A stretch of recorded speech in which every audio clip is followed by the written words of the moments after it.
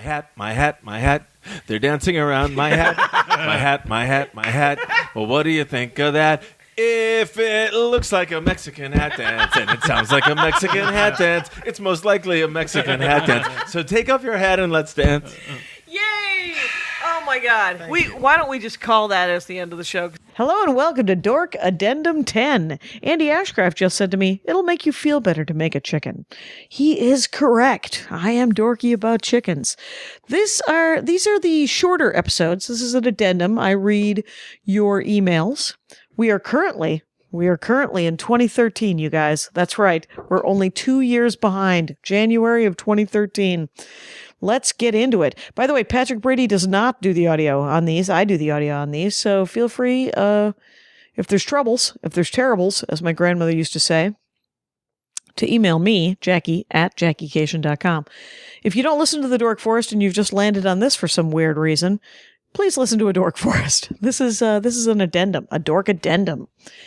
And go to JackieCation.com or DorkForest.com to do that. Here we go. Let's start Now, I think I've marked this as the next one to read. January 17th, 2013. From Matt Bockstruck. Dear Jackie, I saw your comedy set once, and it was great. When are you coming to the Midwest around St. Louis, Missouri, to do a show? Well, first of all, 2013, I never go to St. Louis, but I have been there with Maria just this year, and sadly, it looks like I did not respond to your email. Greg, Matt, Bockstruck, making me the worst. Anyway, let's continue. January 17th, 2013 as well, from Janet. Hi, Jackie. I was just at the taping of the Dork Forest. Yippee! And I thought I'd make your life a little easier and send you the link to the author of the Outlander series regarding sexy men in kilts and time travel that Sean mentioned. Oh, this must have been the Chicago episode with Sean Patton. And that author's name is Diana Gabaldon. Or Diana G. Abaldon. There we go. Hope you didn't freeze on your way to find Chinese food. Thanks, Janet. P.S. Thanks for making the night perfect by saying Bossy Magoo. That always makes me giggle. Well, Janet, I'm glad you enjoyed the live Dork Forest in Chicago 2 years ago. Let me say this, is I tried to read Outlander, and I couldn't do it. Everyone seems very handsome in the television program. I've tried to watch that too, but I'm not watching enough television, so I'm glad you like it. Next one, Greg Marsh from the 19th of 2013, January. Hi, Jackie. It was very nice to meet you this week. Speaking to you in person, seeing a Dork Forest recording, and your performance, as well as my pub investment, have made this the best start to a year. I can remember the poster you signed for me will be hung up. Oh, this will be the best start to a year I can remember. Sorry about that. The poster you signed for me will be hung up prominently at the Prince Albert Pub. I hope your Godrich show goes well and the drive was not too arduous. My family that wanted to come see you came down with the incredible flu yesterday. Since I had a lot of crap to do Sunday, including driving back home, I stayed home and got to start on a bunch of stuff I've not had time to do lately. Again, it was wonderful to meet you and see you perform. Please come back to Toronto again soon. Wow. So not only was that must have been not Sean Patton that Janet wrote to me about, but Sean Cullen in Toronto. All right. Well, now we know. And then he signed it. This guy, Greg in Toronto, signed it with the elvish quote that's on the Dork Forest t-shirt. That means I found it. It's when Aragorn finds the white tree at the end of The Lord of the Rings. Also from the 19th, got several emails from Toronto. Hopefully I responded to these people. I do not see responses. You know how I like your email always says if you responded. But Janet, Tomas, let's talk. Your set last night was great. Hope the second one went well. I knew you were a reader, but after your set, I realized you were a reader. So I'll warn you about the Jamie books. The main sexy guy in the kilt in the Outlander series. The book starts out great, but unfortunately not all the books are that good. But if you're hooked, and hopefully, so you keep reading. But the first ones are really good, and they hold a special place in my heart, because my girlfriend used to tease me about reading books with swords and spaceships, and she's the one that got me reading the Outlander books. I pointed out that she was reading books with swords and time travel, and the teasing miraculously went away. Have a safe trip back. Have a safe trip back. See you next time when you're in Toronto. I have not been back to Toronto in a long time. I would like to come back. Ian Atlas, You book that gig.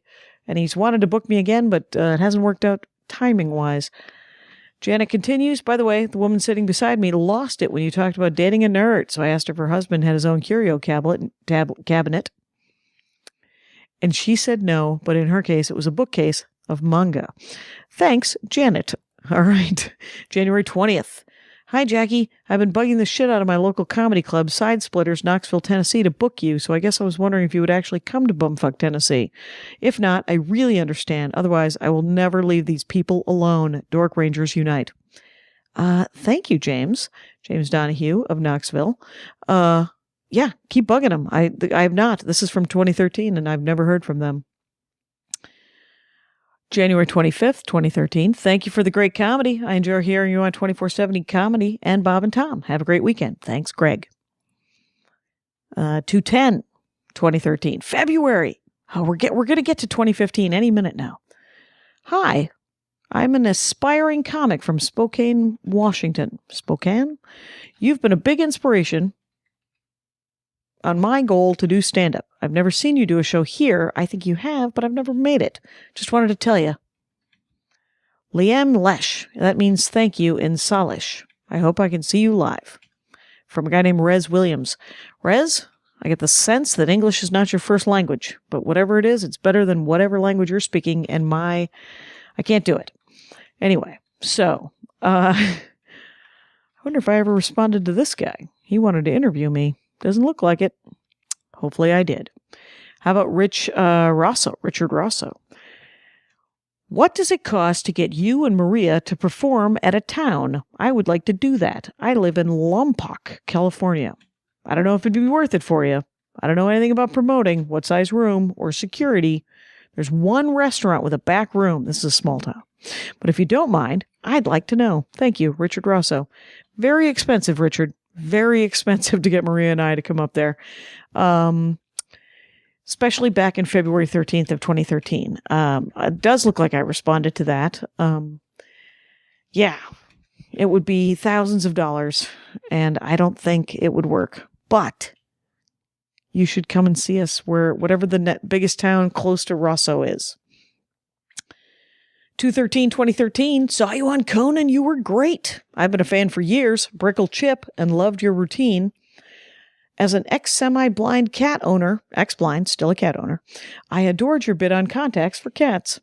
Is this where I admit that we give our 15-year-old cat fluids every other night? But we get them at Costco at a discount, so that counts for something, yes? Thanks for continuing great comedy, Marcy. Well, Marcy, you are not alone. You are not alone, and I love that you're getting discount fluids at Costco. 2/14/2013 as well. Hi, Jackie. I heard you on You Had to Be There and other various podcasts, and then I started getting into the Dork Forest, and I love it. I am also from Wisconsin, Jefferson specifically, went to St. Norbert, but I live in Jersey, so I similarly reference it constantly. I just wanted to drop a note, let you know how much I enjoy your podcast and you. Thank you for many hours of wonderful listening enjoyment, and I will definitely make sure to get your show the next time you're in New York City. Also, are you still selling magnets? I would love to buy a Dork Forest magnet. Best, Greta. I'm out of magnets, Greta, and I can't find a new producer of magnets that are reasonably cheap because I mostly give them away. But hopefully in 2013, it looks like I responded to you. I still had some, and I just mailed you one because that would have been a nice thing for me to do. Let's see. Where are we at? Are we at 15 minutes? No, but we are at 8.5 minutes. And this is where I usually tell people what I'm doing dork-wise for another 7 minutes. Well, sadly, I'm still reading a lot of romance novels, you guys. Ever since my dad went into the hospital, I have been coping by reading a lot of romance novels. Here's the thing about romance novels. You don't really keep them. They're like magazines, is the only best way to explain it. You throw them away. You try to leave them somewhere where somebody hopefully will take them so that you haven't spent $8 in vain. And, but I was trying to remember, how did I get off the romance novel jag the last time I was on a romance novel jag? Because literally, what has it been? August? And now it is April? That's a long time. And the only way to judge how many romance novels you've read is really by money. And I would say that I've spent hundreds of dollars in the last 7 months or whatever that is. So I've remembered that the way to get off romance novels is not to try to read different kinds of fiction, but to read nonfiction. It changes my brain over. So right now, I have started, and I'm mostly through, a really good nonfiction book called Stewardship, Lessons Learned from the Lost Culture of Wall Street. Yes, financial I don't know anything about finance. So it's funny to me that I would read a book about the financial meltdown. But this is my my sister, Darla Cation, RBC Dane Rauscher, financial advisor, if you're looking for one. DarlaCation.com. She pronounces it Cashian. Anyway, but this is written by her boss, John G. Taft.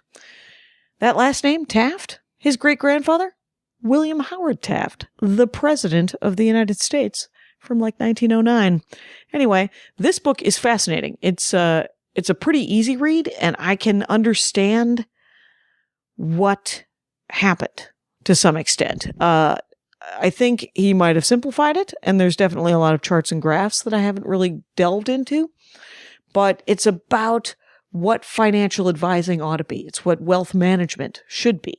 And he seems like a good guy, and he names names, and he talks about RBC Dane Rauscher being the only giant bank that didn't get, not the only one, but one of the only ones that didn't get sued, and they didn't deal with the bundling and the troubles there. And then he also explains why the people at like Goldman Sachs and the giant perpetrators of these frauds didn't go to jail.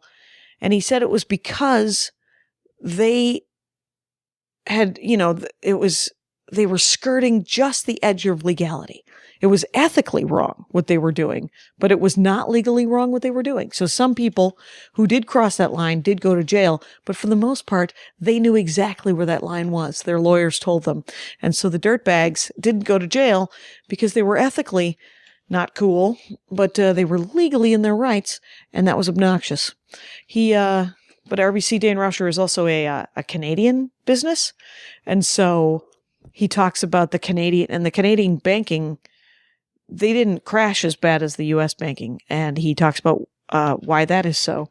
And I cannot put it into words, but it's a fascinating book. So if you're bored and need to get away from reading crap, I recommend John G. Taft's book, Stewardship, Lessons Learned from the Lost Culture of Wall Street. And I think that's about it, you guys. Let's call it a day. I think 13 minutes, that seems like a fair amount of time. Tune in to the regular Dork Forest every Tuesday, where I talk to people about stuff they love. I hope you're all well out there. Take care. Bye.